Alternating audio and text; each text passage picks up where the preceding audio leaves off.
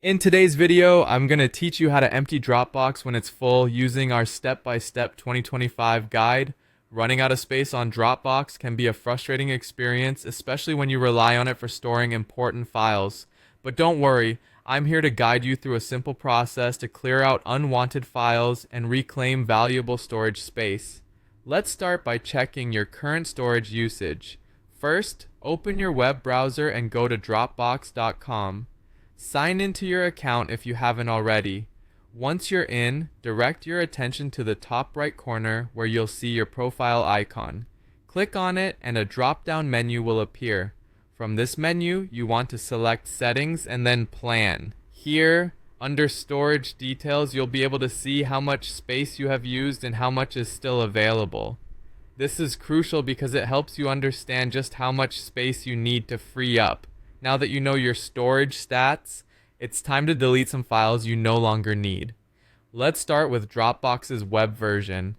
Navigate to Dropbox Files, then simply hover over the file or folder you wish to delete. A little menu will appear on the right.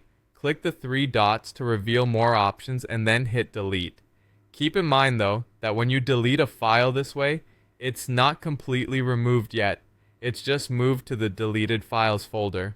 If you prefer using the desktop app, the process is quite similar. Open the Dropbox folder on your computer and find the file you want to remove. Right-click on it and choose Delete. This will sync with Dropbox Online and transfer the file to the Deleted Files folder. Lastly, if you're working from your mobile app, start by opening the Dropbox app and tap on Files. Long press the file or folder you wish to remove and then tap Delete from the options that appear.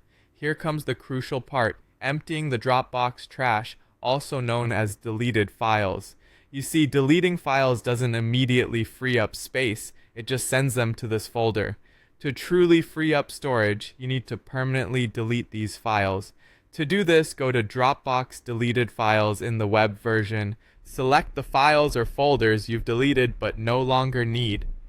Finally, click on Permanently Delete and confirm your choice. And there you have it. You've successfully cleared up some space in your Dropbox account.